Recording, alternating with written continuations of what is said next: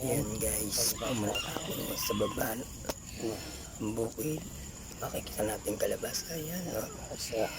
Sarap mamungay. Diba guys?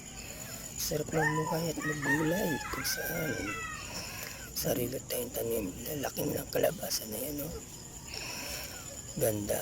Ayan guys. O, tingnan mo kalabasa natin. Laki na.